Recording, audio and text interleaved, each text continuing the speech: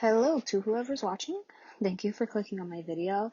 I am doing a sketching video, I guess. Just sketch with me. I got some new markers and so I decided to try them out. Uh, and what I'm doing here first is just trying to do some little swatches just to see like which colors go best together and which color should be in between which. That makes sense. So I bought this Ohuhu marker set.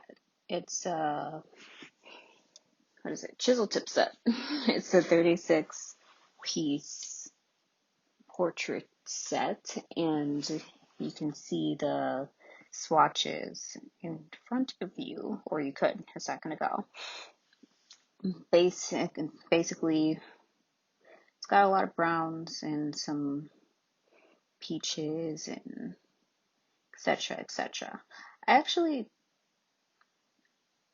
only used them twice so far. I do like them. I did like that it came with that little tool thing. It's like just basically a piece of plastic. You put it behind your page if your page is kind of thin, just so that it doesn't bleed through to the next page.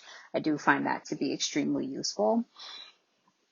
Now, you can see here, I actually started off with the wrong color, but whatever. But it's the markers, they go down, they lay well, they blend pretty well. Most of the times when I use chisel tip markers, it takes a while for the colors to melt together, and this was no different. It's not really any fault of the ink or anything. It's just the chisel tip makes a hard edge, and so it's going to take a minute like for them to merge and intermingle. So what I am doing is just kind of starting from the lightest color and then going to the darkest. I have a tutorial on that. Next, I want to talk about the sketchbook. The sketchbook is the B Paper Super Deluxe Aquarelle Mixed Media Sketchbook. Pretty sure that's the name. Well, I don't know that that's the name in that order, but I know it has all those words. It's a really pretty sketchbook. I first used them probably like 10 years ago.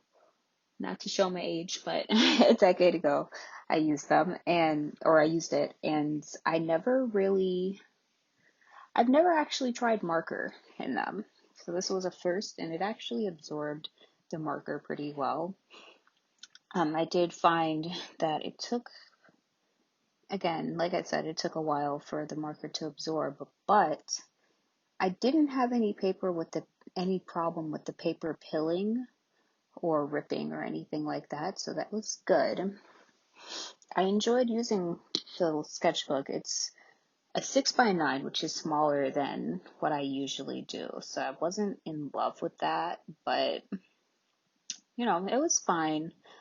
I was able to do a lot of layers. I know in my first video where I said be careful with how many layers you're using, that I do stand by still, but I used a lot of layers here because I'm not really used to these markers, and so I had to like sort of finesse to get the blend that I wanted and see like what techniques worked and which ones didn't. And I found that the technique of just kind of laying them next to each other, like the colors next to each other, didn't work as well as laying them next to each other and then going over the darker color with the lighter color to the that's next to it, just to kind of help expedite the blending process. So I did a lot of that, but I ended up doing a good amount of layers because the person's skin was very rich, and so I wanted to make sure that that was portrayed. And I just want to say, prior to recording, I actually did the sketch. I don't show this sketch because I take so long to do them. Literally, my sketches are like, they can be up to an hour. So like the coloring process can be 20, 30 minutes. I think this one was like 30 minutes. And sometimes the sketching process can take an hour depending on what I'm drawing. This one actually didn't take very long, probably 15 to 20 minutes. But I also think like when I have the lights on, I get a little nervous.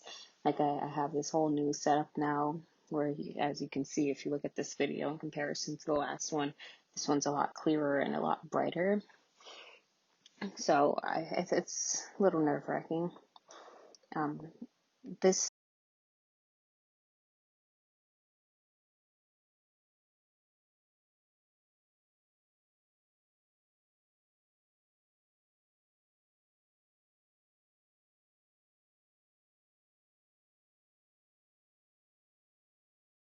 At this point, my light died, and so I switched to my phone light just to see how well that would work. It didn't work very well. Off camera, I did her lips and eyes, eyelashes or something. So all in all, doing this piece was pretty fun. Right now I'm doing the hair. It was a dark-skinned woman with blonde hair, like bright blonde, and it was just so pretty. I've had this picture saved since like 2016, and it doesn't exactly look like her, but I'll probably link to my reference below so that if you want to see her, you can. But I really liked the aesthetic she was giving. And also while I was off camera, I did a couple little touch-ups to my sketch just so that it was better. Yeah, I guess better. I just wanted to make it more clear and a little bit more accurate, although when I'm just doing a sketch rather than a commission, I kind of forego the accuracy in favor of what I need to work on in order to become better. So I guess in this instance, for example, what I needed to work on was figuring out how best to blend these colors and which colors were the best for this skin tone in particular. And in other times, it might be trying to figure out how I might edit my sketch after I've already put color on the page. And other times it might be accuracy, but not generally. I find that like if I sketch well enough, there's not really an issue with accuracy.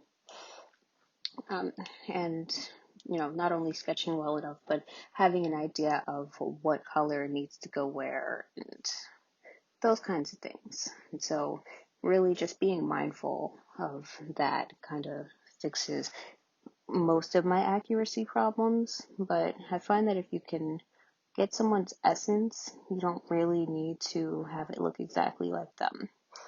But as you can see here, I'm just finishing up the sketch and don't really do much more besides look at the back and just write the date.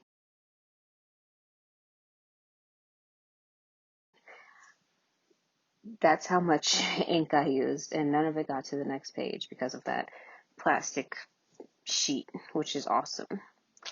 But thank you for watching, and that's the end. Bye.